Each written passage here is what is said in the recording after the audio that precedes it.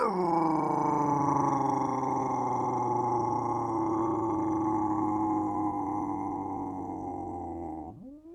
humans, greetings, and welcome back to another fun-filled episode of Bear here, 29-year veteran.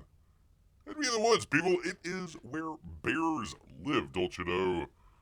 And 7 out of 8 TikTok women, they would agree, I'd rather see a bear in the woods than a man in the woods. It's YouTube's #1 show by... That'd be a bear, people. That's right, your emotional support animal. It's great to have all of you here with us today.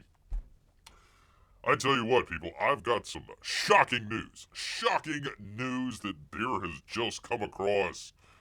I don't know if anybody else is out there talking about it, but Bear's gonna lead off with it. Got a little tree outside the cave, people. It's got like one of those little, what do you call it? Little forks, little hooks in there where, one branch goes off one way and the other goes off the other way. Every year, about this time, the sun is setting and like once every other year, all of a sudden it'll appear right in between this fork. I'm like, all right, excellent.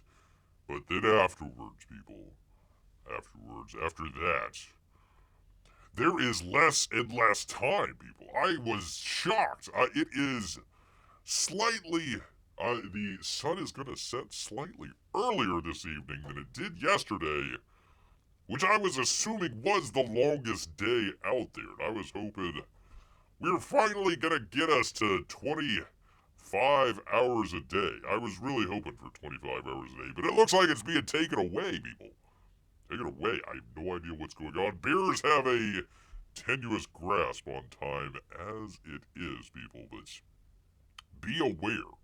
Be aware we are losing daylight. I don't know how long it's going to take, people, before we're in entire darkness, people. It's a little bit scary out there. A little bit scary for old Bear.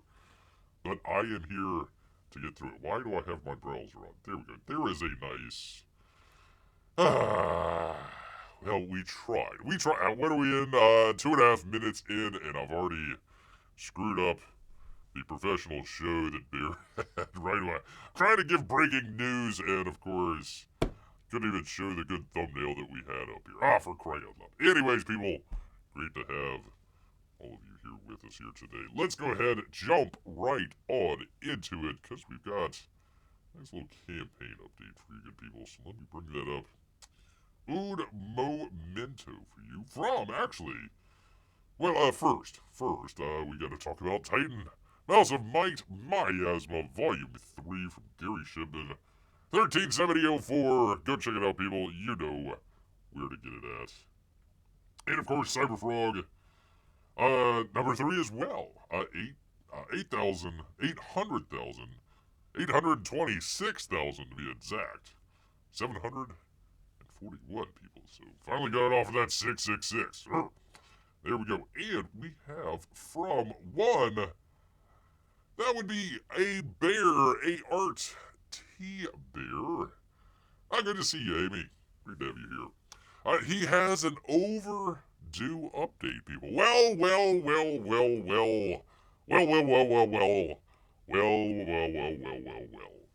Look at this. Bear literally does a review of Black and White 2 just the other day, and then all of a sudden, RT Bear comes out with an overdue update. Coincidence? I think not, people. He says, hey, people, hello. Well, in a bear, too. This is very centered. This is very, very centered. This update has been a while in the making. And the good thing is that there's a lot of cool images from the book to show you. Well, let me not wait any longer. Let's go ahead and check them out there. I hope you dig them as much as I do. The book is guaranteed to kick your butt, people. Literally. And maybe figuratively. And I don't know why it's got that white... That white streak on the side there. It's just the image that Bear got. So, pardon old Bear here. We are 34 pages into the book, which means that the pencils and inks are done for over half of it. as of now, and we're just waiting for some more amazing Brian Mag colors to come in. Which, by the way, the previous one, yeah, looked great colors. I like that. Let's see. And in regard, pardon me, it's all centered here. It's a little awkward for old Bear here, but I'm a professional. And in regard to High Octane Adventure Volume 2, we're only 2 pages away. He says, count them 2. I can't really count them, but okay. From pencils, inks, and colors being totally finished, people. The book threatens violence upon you. Well, it could kick a bootay out there for sure. That's at least what Art is saying. Also, while doing Hove 2. Oh, High Octane version 2. It's High Octane Adventures. Would it be Hoe V2? Whatever. Pedro came up with a new color style that we really like. So he's going to upgrade the book with his new color style. That means he's going back, recoloring the first part of the book to show off the new color scheme. And we aim to give only the best, they say. From old RT Bear. I like this image here. The problem that Bear had with Black and White 2 was great artwork, great colors in there and everything. It was just literally dialogue after dialogue after dialogue. It covered it up. So that's the one before this. I mean, you can tell what's going on without them even having to put in any dialogue or anything. You know, Indiana Jones type fella goes into the woods, gets attacked by animals, and, stuff happens that says that you shouldn't be in the woods, people. So, yeah, I like that one. I like this one as well. Again, it's all stuff that looks great. Looks really great. You probably don't need that much dialogue going in there. I felt that it kind of cluttered up a lot of great art that Art was drawing out here. And yeah, I like this last one. I'm assuming a single page. Pretty cool. I don't know who that guy is at the bottom, but he got knocked out. He got knocked the you-know-what out, people. Better watch out. Panel, and I hope that you enjoy what you've seen so far. And we assure you, they say, this book is going to be one heck of a good read, people. Thanks to you all. So there you go, people. Just happened to be an update right after Bear gives his review. I'm sure there was no correlation between there. I'm sure there was nothing that Art says, oh my god, I gotta get out a review if Bear's, or I gotta get out an update if Bear's reviewing my book. So, I'm just saying, people. That's why you come here, old Bear, not to know what's going on, but to know what's going to go on, people. That's right, that's the saying for the channel out here. So, there we go, some good stuff there from the great T Bear, people. RT Bear. So there you go. Alright, let me get back to it. Let me bring you good people in here as well. Again. I can't believe I started with that. Ay. But we've actually got, people, would you believe it, some box office news, people. Some great box office news. Let's get to it. Let us find out where the heck we are at here. That would be Deadline and Anthony D'Alessandro. 28 years later. I always said days later. 28 years. Has it been that long? Holy moly. 28 years later. That's the zombie movie that's out right now. Feasting, they say, at $30 million. LO, which is a Pixar film, $22 million. Nothing really to shake a stick at, but still, the lowest opening ever for Pixar. While Dragon is still ruling at 35 plus, pretty close here. 35, they're saying for Dragon, 30 for 28 years later, and 22 rounding out with Pixar. So, kind of a wide ranging, a little bit more family oriented this time around. But let's see what they have to say here, people. Updated this morning, at a time when IP is a holy grail at the box office. Where are we using that? Oof. In mass appeal, a tour-driven fare is a constant gamble. kudos for Sony. By the way, Sony's just been doing good stuff here lately. I mean, they've kept their head down. They're not in all the muck. They're not trying to figure out how to do a streaming service or anything like that. They're just saying, okay, we're going to put out a movie. We hope it does pretty well, and it will go to a streaming service of our choice, and we're actually going to get paid for it, too. I think Netflix, if I remember correctly. It might be Amazon, I can't remember. Let's see. Kudos to Sony and their support and passion, people, to re-energize a dominant cult British zombie franchise. Was it British? I mean, I know it's in England, but I suppose the first one was, but the second one was more, I don't know, I would call it more Americanized. I don't know if they would call it British franchise. It's an odd one.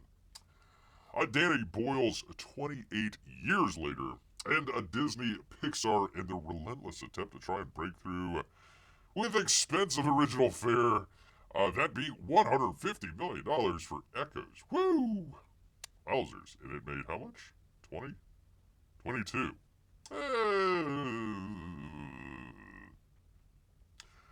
Amy says $20 million isn't bad an opening weekend, I suppose. If Disney would stop spending $300 million per movie. Well, I got a great news for you, Amy.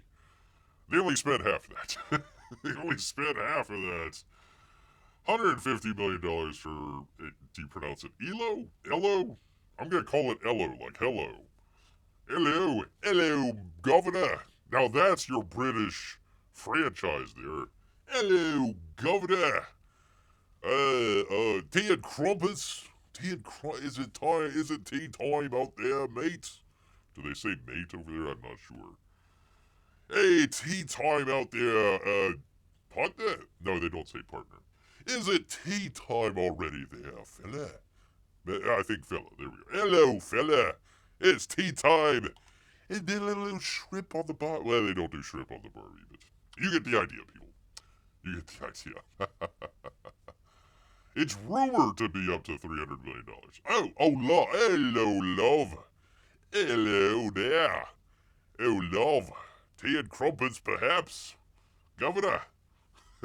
Amy's just throwing out words from here to say in his best Cockney English that he can muster, people. It's not that great either. The British, they're always... Like, I couldn't go over to Britain because they just don't speak English over there, people. Just don't speak English. It's like a second language. Hello, Governor. However, like all things in the box office, nuance remains the greatest enemy. Oh! Nuance in a marketing campaign and nuance in a movie itself. Wait, what? Okay. Currently, Sony's 28 years later is holding it together with a B cinema score heading towards a $30 to $31 million in second place.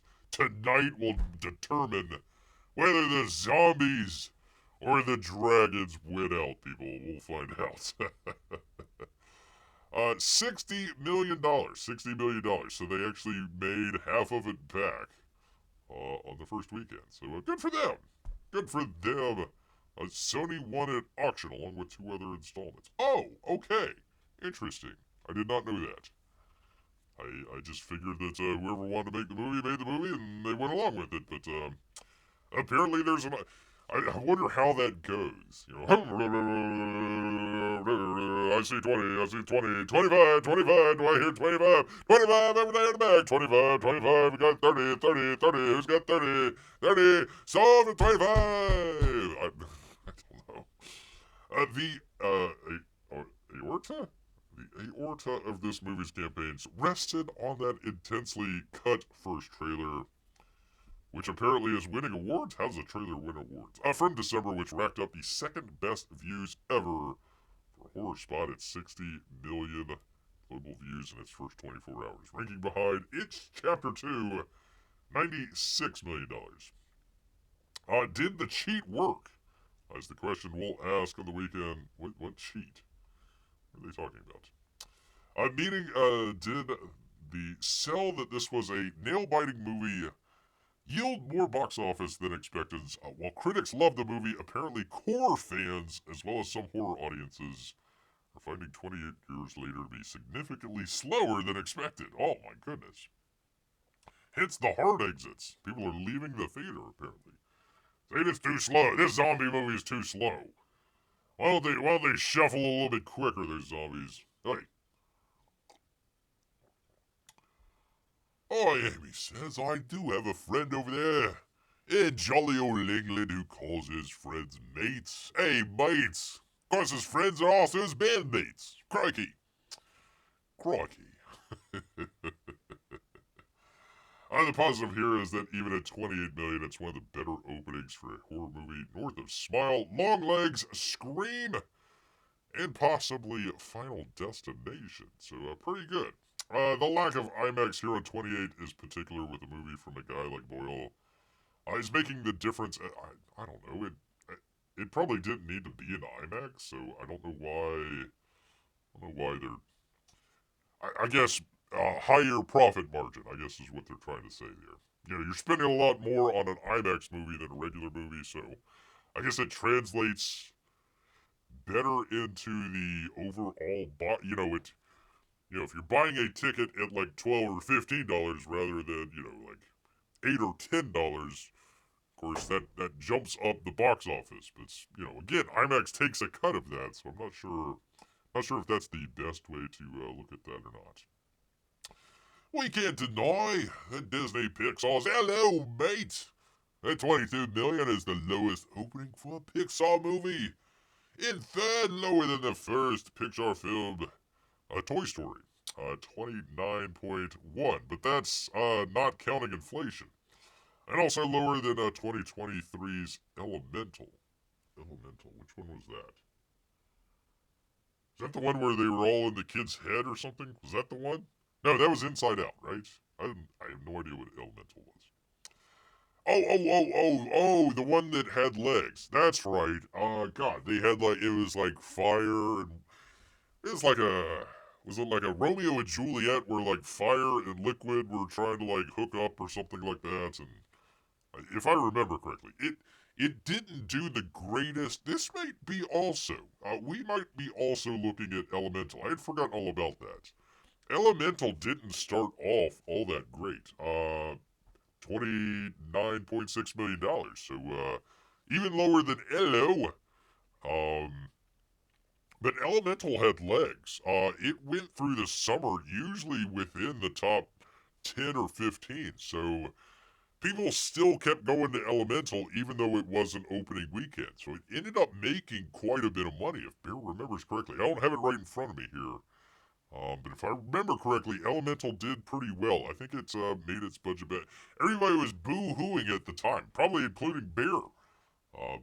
Yeah, after a couple weeks, it ended up making its money back. And I think, if Bear remembers, it might have been Inside Out too. Um, Definitely one of the top grossing movies of the of 23. If Bear remembers, I might be thinking of Inside Out too. I could have those mixed up there. This despite excellent audience exits with an overall A cinema score and A plus. If you're under 25, true, the new paradigmic success.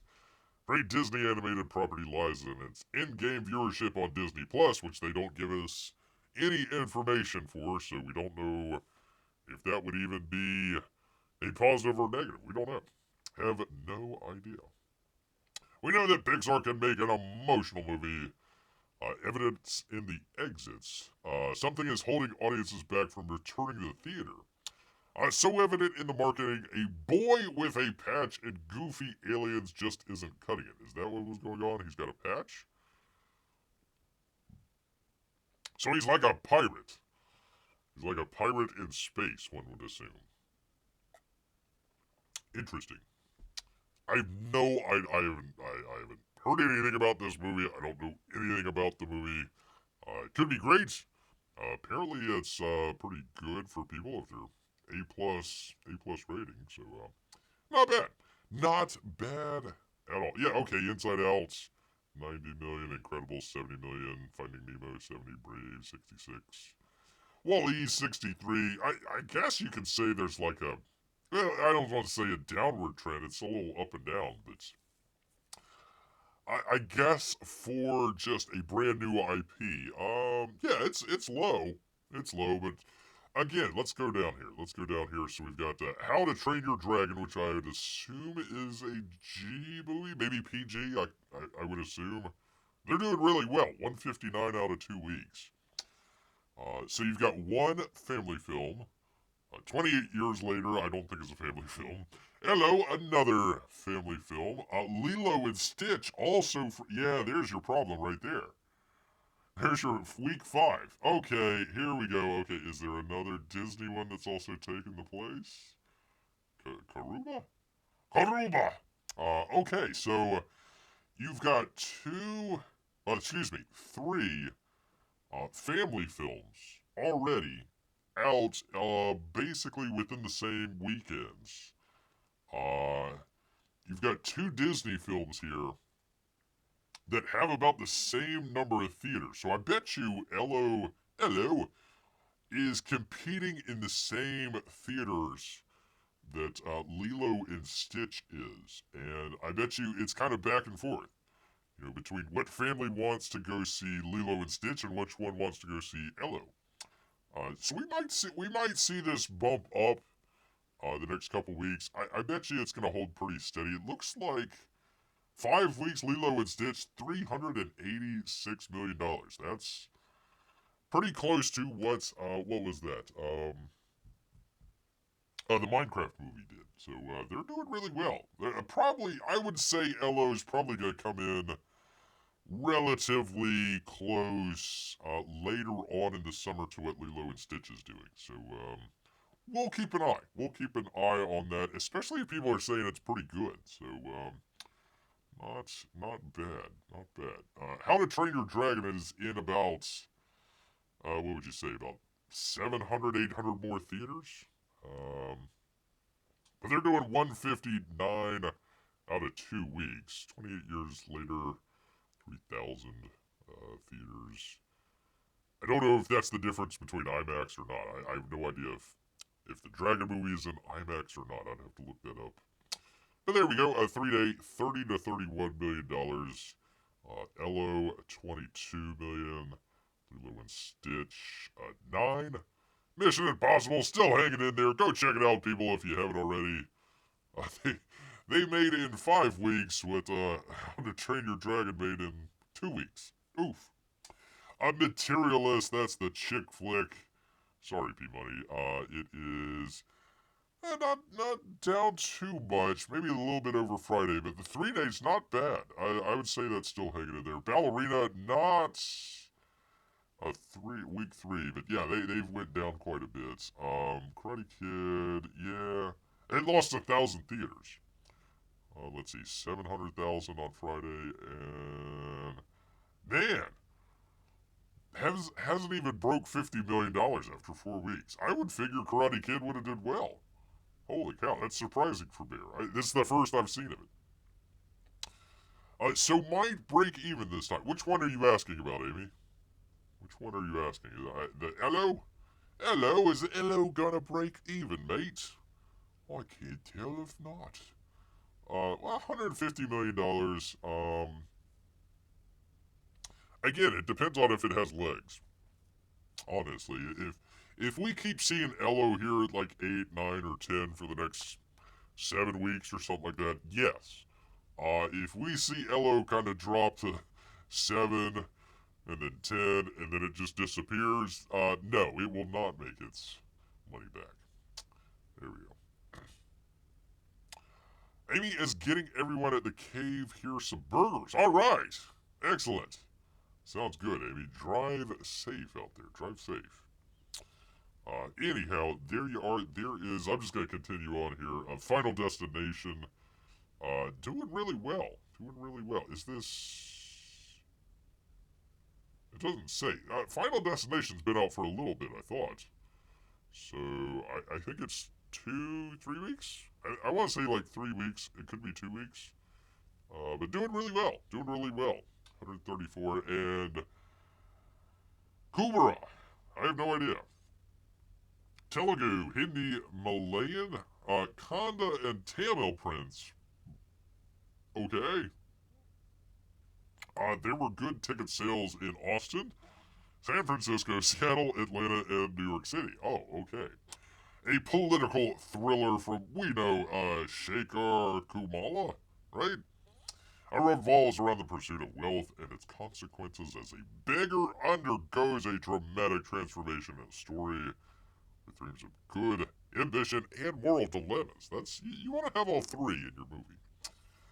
And of course, Bride Hard at 1,165 theaters. Not good. Oof. 360,000 yesterday. It's shaping up to be a $900,000 weekend, or $772 per theater. Yikes indeed. They even say yikes. I said yikes. We all said yikes. Ah, yikes! So anyways, there you go. There is, rounding out, I guess, 11, Bride Hard. Rebel Wilson. Wow. Oh well, anyways, you used to be a somewhat reliable star, but not anymore. Apparently not anymore, people.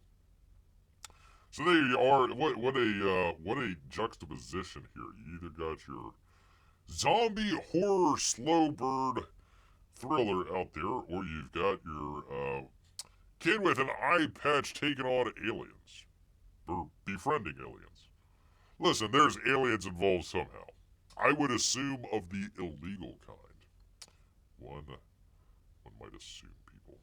There we go. Alright, anyways. Good luck, Amy, getting your burgers. Hope they are delicious. Hope they are delicious, people. Well, I've got a car story for you. Got a car story here for you. From The Drive and Joel Felder.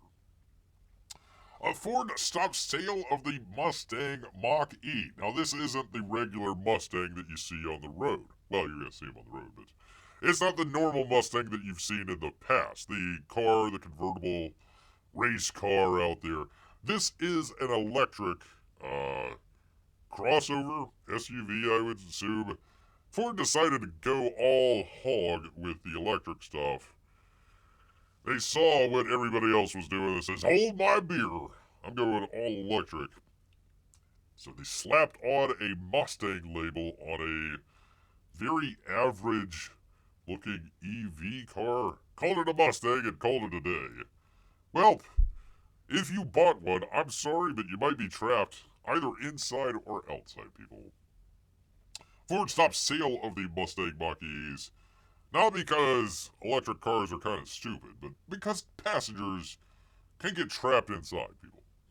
Ford is recalling 300,000 Mach-E's in addition to the stop sale order. Well, that's probably the best idea that you've had in years, people. Nearly every Ford Mustang Mach-E is being recalled, and all the units sitting on dealer lots are now under a stop sale order. Don't sell them.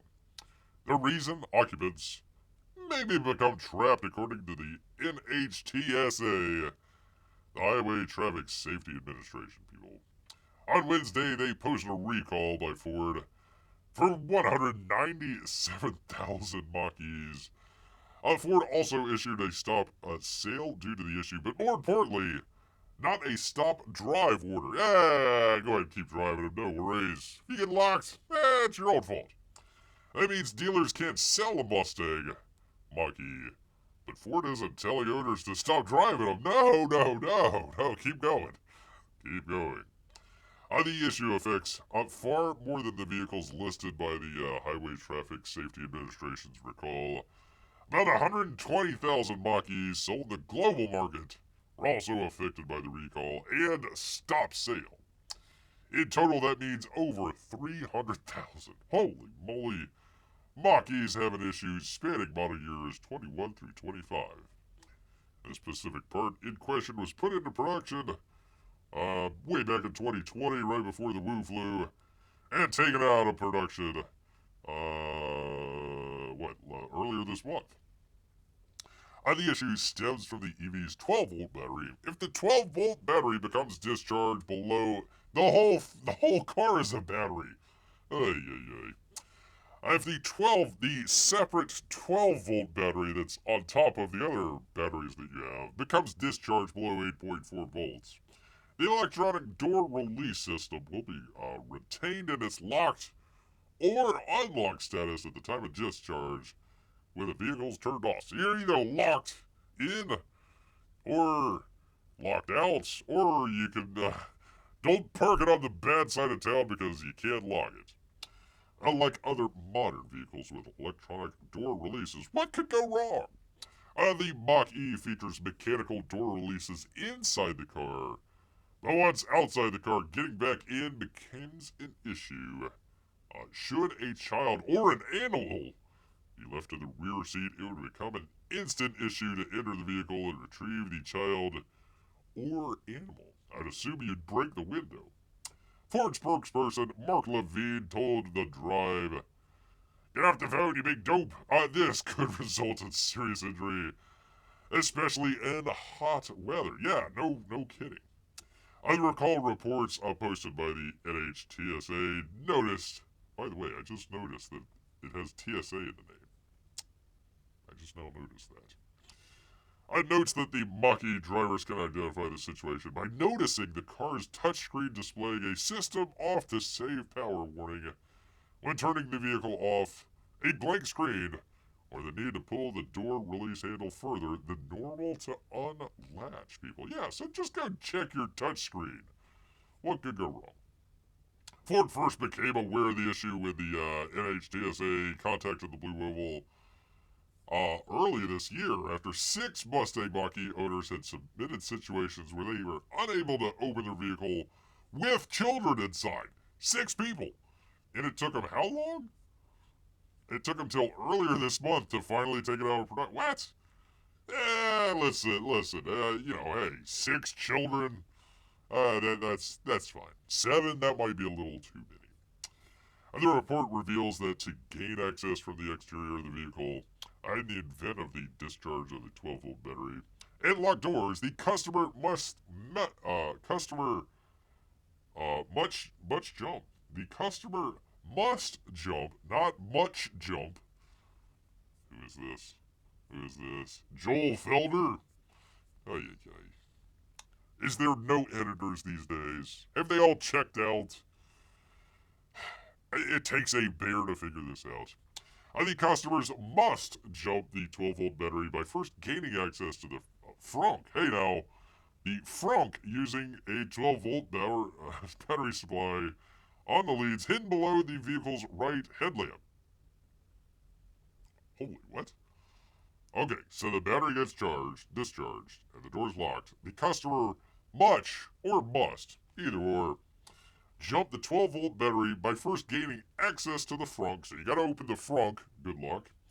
And then using the 12-volt battery power supply on the leads hidden below the vehicle's right headlamp. So now you gotta open the frunk, find not the left hand, but the right-handed lights, and then connecting them together, and then hopefully you don't shock yourself.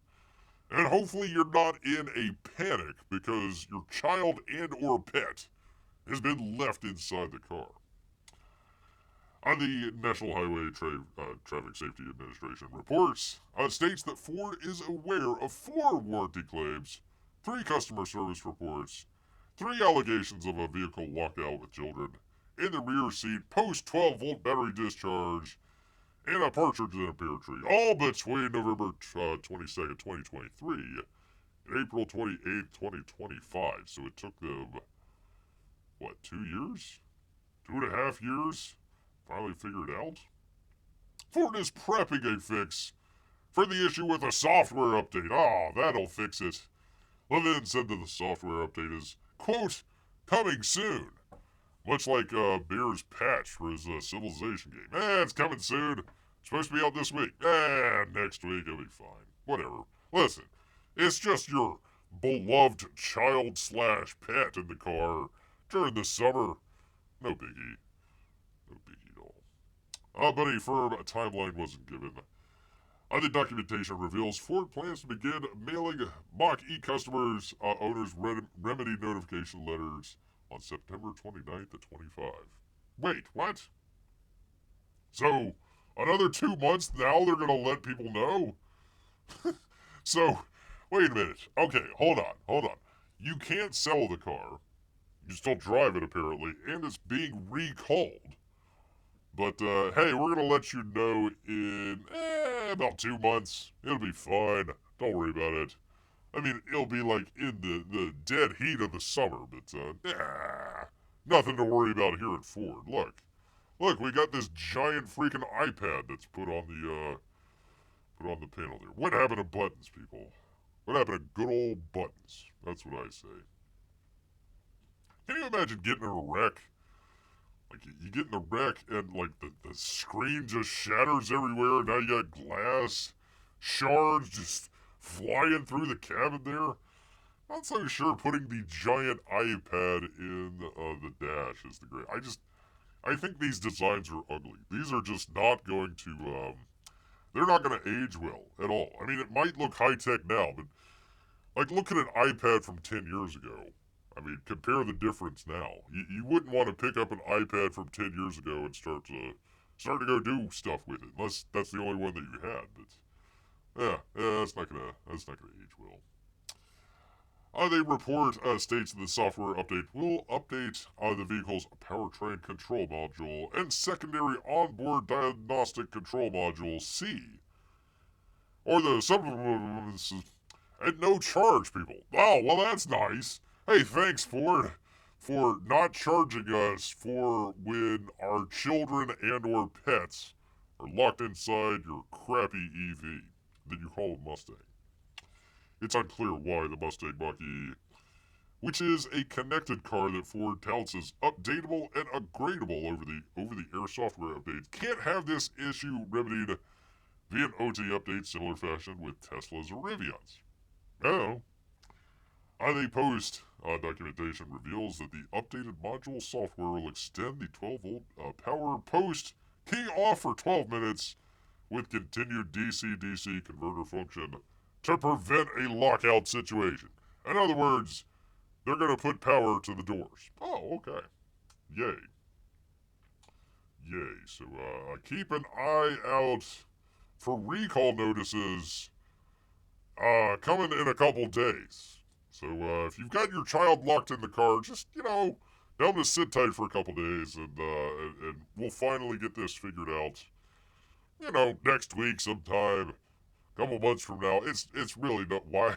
I love how they show the sun beating in through the car, and you're like, okay, this is like literally the last thing that you're going to see before you die because you can't get out of the car.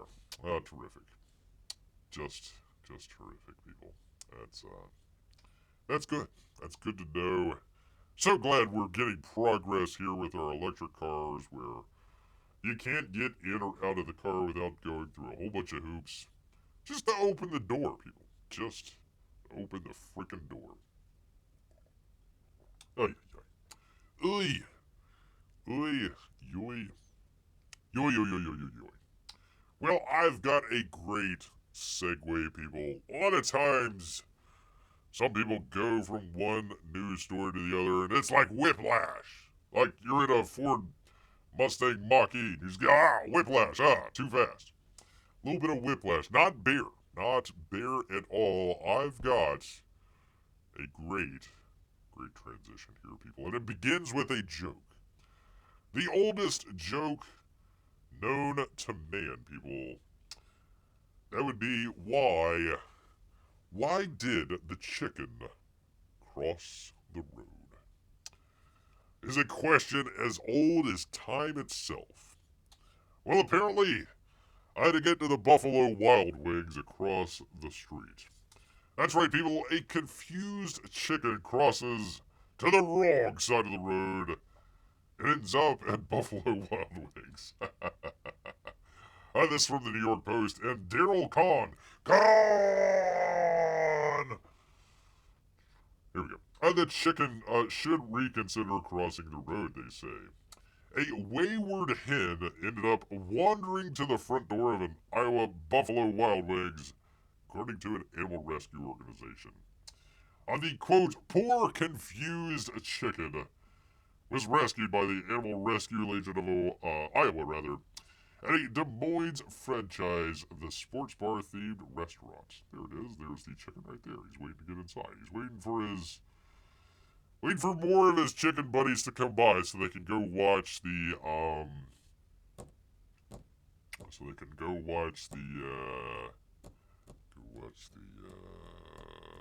come on, Bear, what's a good sports team that has chickens in there? They can go watch they can go watch the Cardinals, people. They can go watch the Cardinals. I'm trying to come up with a good bird one.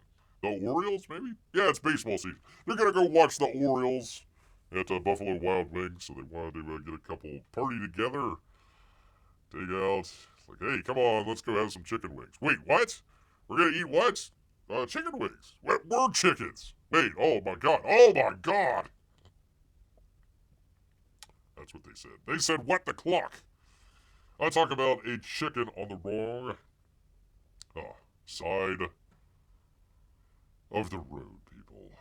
The Animal Rescue Legion of Iowa wrote in a Facebook post about the chicken. What else would they talk about? Luckily, an ARL, Animal Services Officer, Animal Rescue Legion, okay, services officer was called to rescue this poor, confused chicken in front of the Buffalo Wild Wings on Southeast 14th in Des Moines earlier today. A Good Samaritan called the Animal Rescue League of Iowa the largest nonprofit animal shelter in the state, and thus, they say, the chicken avoided being dipped in one of Buffalo Wild Wings' 21 signature sauces. Well, you'd probably want to take off the feathers first, honestly. And then maybe possibly consider cooking it. I mean, you wouldn't want to just, pick the chicken right off the road and just start chomping down.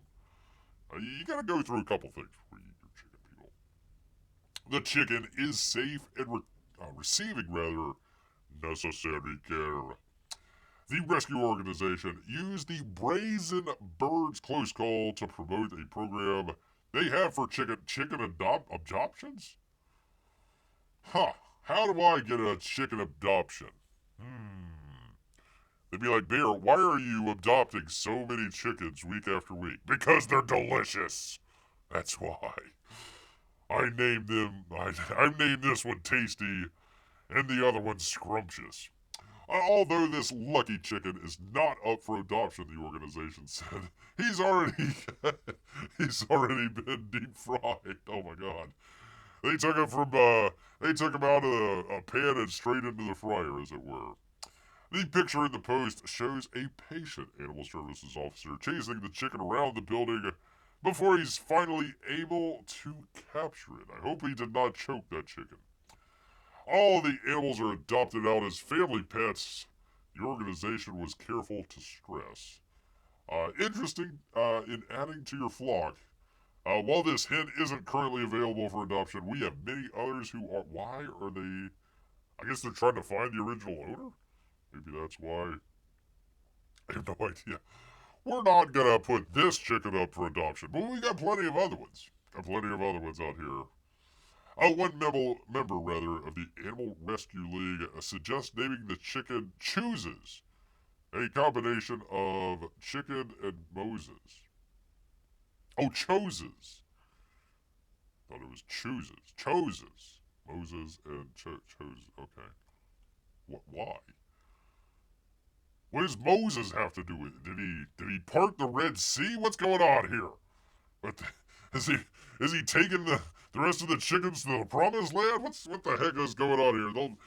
Is Buffalo Wild Wings the land of milk and honey that we've all been looking for after all these years? We've been wandering through the desert trying to find the milk of land and honey, and it was Buffalo Wild Wings all along, people. The yet-to-be-named chicken, I would suggest delicious, avoided joining the estimated 2 billion chickens that Buffalo Wild Wings sells annually. Well, they sell the wings, maybe. That's 2,420,260 chickens a day that the chain goes through to keep their customers flush with wings. I wonder how many gallons of sauce they go through. That would be a number as well. But yeah, if you see a chicken outside your local Buffalo Wild Wings, he's probably just waiting for other friends to go watch the Oilers games.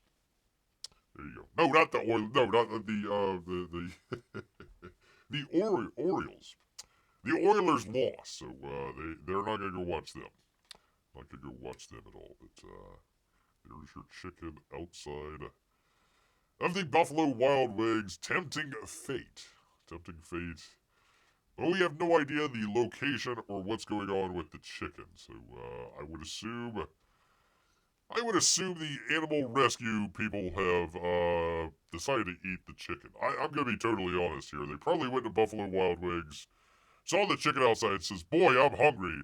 Says, "No, we gotta take the chicken back." It's like, "Oh, okay, well, we can still eat it, right?" "Well, yeah. All right, let's get it back to the shelter and chop, chop, chop, if you know what I mean." So there we go, people. That is your chicken crosses the road story for the day, people. Yes, indeed. But we're not finished yet, people.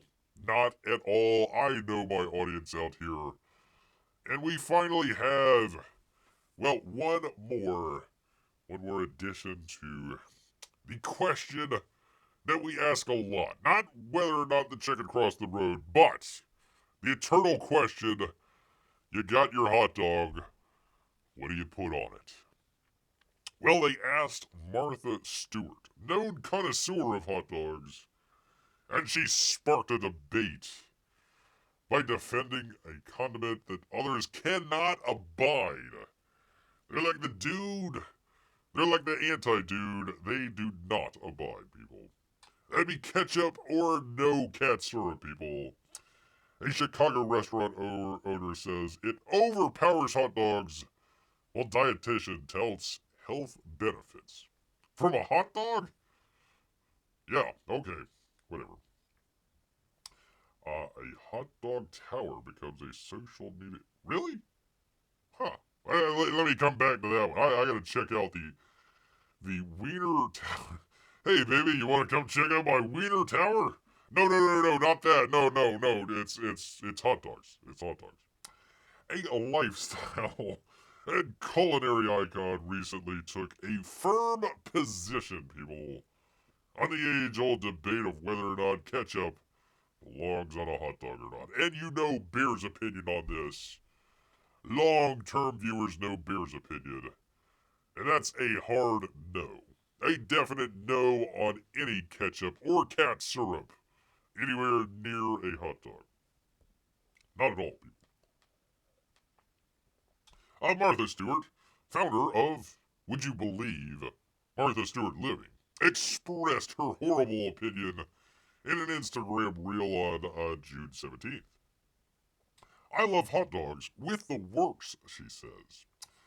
She added it has to be bacon. Okay. Mustard? Yes. Ketchup? No. Relish? Sauerkraut? Okay, if we have to. I don't know if bacon and sauerkraut would go together, though. Okay, definitely mustard, for sure. Definitely mustard. Negative on the ketchup. I'm gonna go negative on the relish. Maybe if you've chopped up some pickles, go ahead. Relish, I'm gonna pass on that. Bacon, I don't know. I'm not... Listen, you're already eating a hot dog. It's already crispy enough. If you had it on the grill. Which you should. So I would say hold the bacon. Sauerkraut, that's a kind of... that's a last-minute decision on your part out there. I'm not going to say no sauerkraut, but I'm not really in favor of sauerkraut. It's really... Hot dog should be mustard. That's it, man. That's it. Maybe some onions, toppings on the top there, but that's about it, man. Her endorsement of ketchup on hot dogs polarized some fans, especially those in the Windy City, people. One says, "I love Martha, but ketchup on a hot dog is effing diabolical." Yeah, it's the worst thing that she ever did, including going to prison. As a Chicagoan? I cannot abide. They do not abide the ketchup on a hot dog, another chimed in. That'll get you thrown right out of that town and right into, right into the clink. Faster than disliking deep dish pizza. But others appreciated Stewart's vision and spoke out in favor of condiment-packed hot dogs, people. Martha knows what she's talking about. Ketchup enthusiast wrote. Me too, Martha, said another. Stewart took the pro-ketchup stance after sharing her Chicago-style hot dog recipe earlier in June, writing there's really only one steadfast rule, no ketchup. Her comments referred only to Chicago-style hot dogs, though. Oh, well, we're making an exception here. I'm back. What did I miss? No, ELO didn't break even, but we had a story about getting locked out of your car. If you happen to have a Ford Mustang Mach-E. That's not the regular Mustang. That's the electric car that they had. And, they had a couple kids get locked in the car and they couldn't get them out. And, bad stuff happened. So, luckily they got the kids out, thankfully. But they had to break the windows to get them out. So, that was no good. And, Amy, we asked the eternal question of why did the chicken cross the road? Why did the chicken cross the road? The answer was to go to Buffalo Wild Wings. Wild Wings right here. So I had a great... Amy, you missed it. I had a great transition. I had a car story, and then I transitioned with the chicken crossing the road. It was excellent. It was right there. It was something. It was a transition that bears always dreamed of. Listen, I'm really proud of that transition, honestly. That was a great transition. But anyways, there is the chicken in front of the Buffalo. The Buffalo Wild Wings. Yes, run, chicken, run. Run. So very, very far away. Amy hides her hot dog with ketchup. You should. You should be caught alive or dead with a... What the heck is going on here? Homemade Chicago-style hot dogs are served with tomatoes. Tomatoes? Tomatoes. Oh, for crying out loud. I will watch it back to enjoy the transition. Thank you, Amy. But we're not done yet. We're talking hot dog talk here, so hang on. Hang on with that for just 1 second. Let's see. Tomatoes. Good God, man. Why? Why would you put tomatoes on your hot dog? I have no idea. I guess that's why you don't put ketchup on there, but... Onions. Okay, yes. And mustard. Correct. But no ketchup. Okay. But why is there... What is that? A pickle. A pepper. I see that they have some onions on top. That's good. I see that they have mustard on top. That's good. What the heck is that green stuff? It always looks like a mint. I have no idea what that is. Is that guac? Could be guac? Could be guac, yeah. I wouldn't, it is Chicago. It's like half Latin American by now. So yeah, why not guacamole on your hot dog? What the hell? God dang it, people, I tell you. Mustard, that's it. Mustard on your hot dog. Maybe some onion. Sauerkraut if you must, but that's it. Still, some of her fans thought she was in their anti-ketchup camp. Winnemeyer wrote, absolutely no ketchup. I love you, Martha. Well, she put the shiv in your back, didn't she? Another chimed in, yes, Queenie, no ketchup bee. One brave commenter came out in support of ketchup on hot dogs. It was promptly shut down, as they should be. What the heck is going on here? Is that a giant pickle? I have no idea what that is. And they've got pickle and, okay, that's, carrots? Is there carrots? Good God, people, do not put carrots in your hot dog. I'm telling you right now. Listen to old Bear, no carrots in your hot dog whatsoever. Whatsoever. Are they mini dogs? I don't know. No, they look like peppers to me. I'm with you, Amy, I'm with you. Ketchup is a must. The ketchup fan wrote, not in Chi-Town, said another, not in Chicago. So why is ketchup considered such a controversial addition to hot dogs? Well, Chris Dow Owner of Poochie's Hot Dogs in Chicago told Fox News Digital his rationale behind skipping ketchup. Let's hear it. He said that the tomato-based condiment flavor is too overpowering for Chicago-style hot dogs. That is the correct hot dog right here, people. That is, looks like a nice steamed bun. A grilled, I will accept boiled, but, or steamed, really. Preferably in beer, but I will accept steamed. But the correct way is grilled on the grill with mustard, people. That's it. You don't see nothing else on there. You're enjoying your hot dog and your mustard. That's it. It's a veggie sub, says Amy. Yeah, the hot dog kind of goes missing in there, doesn't it? With ketchup and peppers and a pickle, onions. Yeah. It's a lot. I always felt like ketchup, because of its sweetness, overpowered the rest of the condiment. The restaurateur says, take that, Martha Stewart. Especially the yellow mustard and dill pickle. Okay, we'll go with it. But some devil's advocates continue to support the sweet and sour condiment. How dare you? New Jersey-based dietitian Aaron Polinsky-Wade, another two-name person, for crying out loud, we know where that's going. I told Fox News Digital she encourages incorporating ketchup into more meals. How dare you, madam? Madam? I'm going to go with madam. You need ketchup on your hot dog, she said, sharing her insights as a, quote, registered dietitian and mom of 3. Well, not, by the way, I would say for kids, yes. If you want to put ketchup on hot dogs, go ahead. For the kids, it's fine. I'm saying if you're an adult out there, especially a man, you don't put no ketchup on your hot dogs. Not only does it enhance the flavor, but adding ketchup offers some real health benefits. What?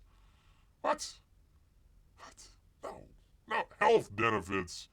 Are you eating hot dogs for the health benefits? No. If you are, it's probably a tofu hot dog or something. The dietitian said ketchup contains high amounts of lycopene, which has cancer-fighting properties. I think it also turns you into a werewolf as well, if Bear remembers correctly.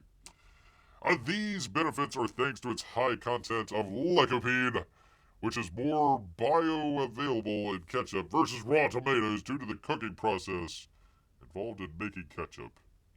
The added studies link higher dietary intake of lycopene from tomatoes and ketchup with reduced risk of stomach and prostate cancer thanks to lycopene's. How many times is she going to say lycopene? I hope I'm pronouncing that right. Antioxidant and anti-cancer properties. Fox News Digital reached out to Stewart for comment. Stewart says, I already said what I needed to say. No ketchup on Chicago dogs, but ketchup on regular dogs. And Bear could not disagree anymore. I think we need to throw Martha Stewart back into the clink. I don't care what Snoop Dogg has to say. Not at all, man. Not at all. Alright, I need to check out this hot dog tower. I gotta check this out, people.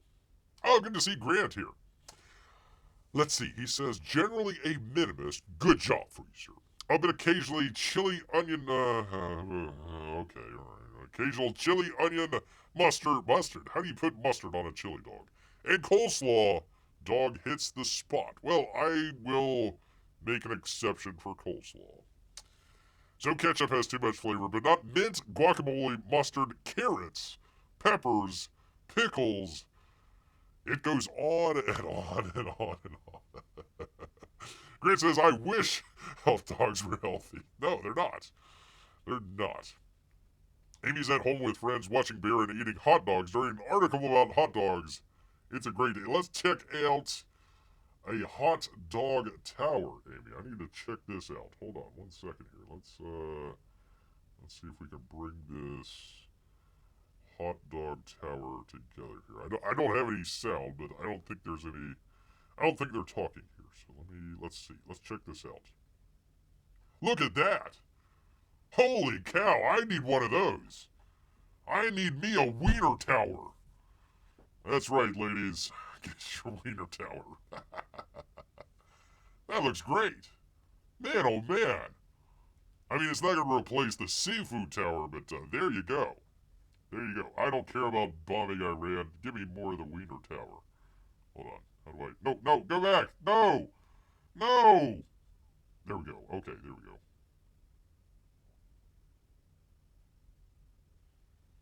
Oh, no, what the heck? Ah, for crying out loud. What? I just want to watch the video again. Why can't I? How do I skip it?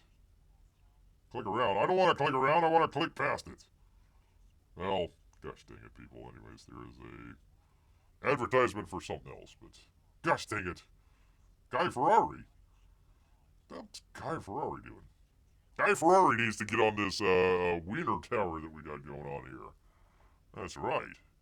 Oh, Dollywood. Okay. I just want the freaking hot dog thing. Give me the hot dog thing. X out of it. X out, that just... I'm trying to freaking... No! Stop!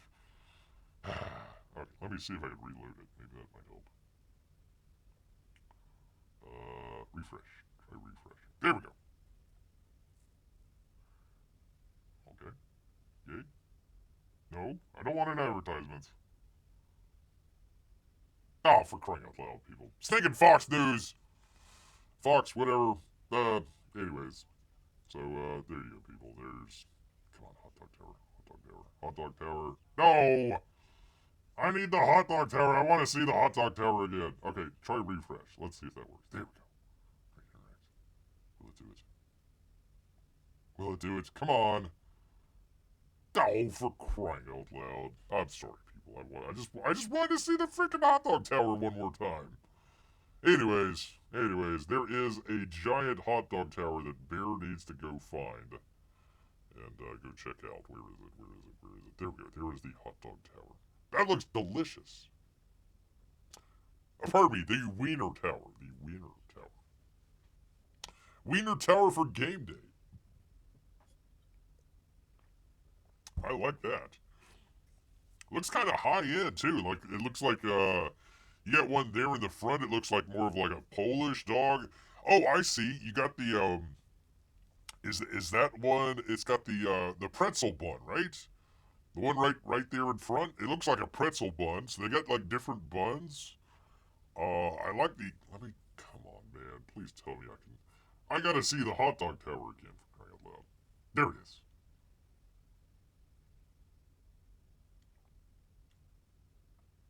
Come on. Show me. No, not what. What are we doing here? I want to see the freaking hot dog tower. No, not a. Oh, for crying out loud! I'm trying to freaking. Stop! What? I just want the freaking hot dog. Ah. Well, anyways, people. I know. Here's what I can do. Here's what I can do for you good people. Actually, no, it's already in the description, but I'll go ahead and put it in the chat just in case. But there we go. There we go. If you want to go check out, you can go check it out there. First guacamole on hot dogs. And now you want to see the hot dog tower again? That's not going to happen, Rick. That literally is not going to happen. I can't make it happen. Where is my Rick? Come on, Rick. Where are we at here? Where is my Rick at? Here we go. Finally. Let's do a Rick here. Why not? Let's end it. End it on a great Rick note here. What the hell's going on here? First you tell me Martha Stewart's putting ketchup on a hot dog? And now you're telling me I can't skip past the ad to go see a hot dog wiener tower? Well, that's not gonna happen. That's gotta happen, Bear. That's gotta happen. Yeah, there you go. The evil eyes of Ridge Forrester. Looking out. Trying to figure out what the heck really is going on here, man? What the heck is going on here? Alright, well, anyways, people, I hope you enjoyed another great, fun-filled episode here of the Barely Live show that we do every Saturdays and Wednesdays, people. And don't forget, we're doing Mondays and Tuesdays, Grant, if you're not around. Come on back, check out as Bear literally goes insane trying to play one of his beloved game series that has went completely down the tubes. And now Bear is severely considering just, like, completely genociding everybody in the game. So we'll see. We'll find out on Monday. So come on back. Join us then if you haven't. Go ahead and check out the Cash Grab review. We got that done on Friday. So if you're interested in Cecil's book, go check that out. Or if you're just interested in Fund My Comic in general, kind of a overview of Fund My Comic, some of the good things and some of the bad things there. Just like way too many tiers, and there wasn't any way to do add-ons there, which was really made everything very messy on the page. So it was a good one. It was a good one. I'm trying to put out videos every Friday. I hope to have the Kevin Sharp. Let me see if I can find it here. His a drawing that he did here. He did a great drawing here that I wanted to show people. We've got a great box open. I've already filmed it. I just had to make some room on the old hard drive to be able to work on it. So hope to have that out on Friday. So keep an eye out for that. Grant says, have a great weekend, peoples. Still sub. Thank you. So I'll keep an eye out for the live shows. I do appreciate it. Oh, so very much. But I want to say thank you to Grant. I want to say thank you to Amy and Melissa out there. I would say P-Money, but I have no idea where he's at. And of course, all of our Russian bots and lurkers. Appreciate each and every one of you. Make sure if you haven't already, go ahead, hit that subscribe. Hit a thumbs up for Barry. Appreciate it so very much. But you know what? All of this talk about putting ketchup or not on a hot dog in the Wiener Towers has made Bear hungry. So he's gonna head back into the woods. So until next time.